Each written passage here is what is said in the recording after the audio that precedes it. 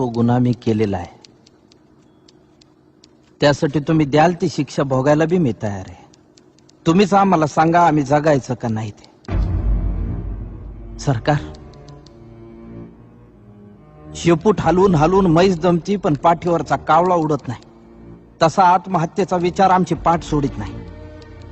कोरड्या बळावानी कपाळ असणाऱ्या बायका, बिनबापाची लेकरं असल्यासारखी माळावर फिरणारी जनावर, हे सारं गावाला नजर लागली म्हणून नाही झालं सरकार. गावाकडं कुणाचीच नजर गेली नाही म्हणून झालं. शिकलो नसतो तर किती सुखात राहिलो असतो. अन्यायाची जाणीवच झाली नसती. देवाचा कोप झाला असं समजून बसलो असतो अंधारात, तुमच्या लाल दिव्याला हात जोडीत. गोचिडासारखे चिटकून बसले सातबाऱ्याला सावकार आणि बुजगावण्यासारखं उभं आहे सरकार. आभाळ वागतंय सावत्र आईवर, दुष्काळाचं कुरूप ठणकत चाललंय आणि शेतकऱ्यांसाठी कोंडवाडे बांधायचं ठरवून सरकार शांत झोपी गेलंय. देश महासत्ता होण्याचे स्वप्न बघण्यासाठी. खिचडीसाठी शाळेत जाणाऱ्या पोरानं चोरून आणलेले 2 घास खाताना त्याच्या बापाला अभिमान वाटावा पोराचा का स्वतःच्या जगण्याची लाज.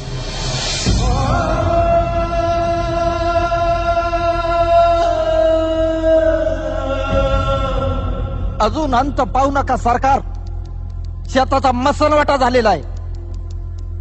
ज्या दिवशी शेतमालाला भाव मिळत नाही म्हणून उभं पीक जाळतो आम्ही, त्या दिवशी तुमच्या नावानं सुतकच पाळतो आम्ही.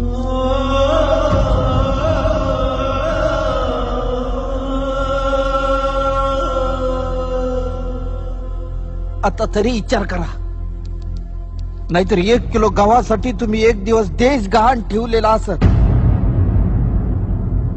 त्या दिवशी ध्यान देऊन बघा, माझ्या पिंडाला कावळा शिवलेला असत.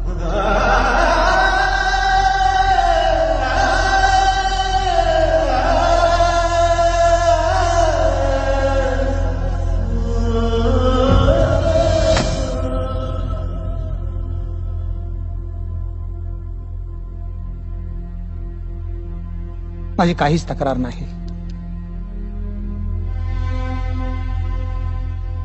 पिकवणाराच उपाशी आहे. भूक माणसाला काही करायला लावेल.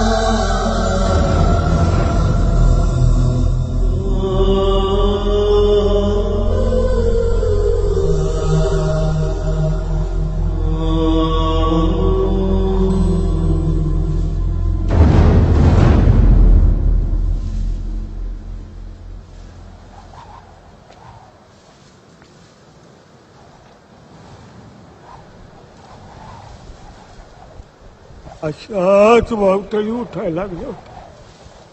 पाखरांचा आवाज बंद झाला होता. सगळीकडे चिडीचाप झालं होतं. सावध राहा रे, या टायमाला नक्की भूकंप होणार.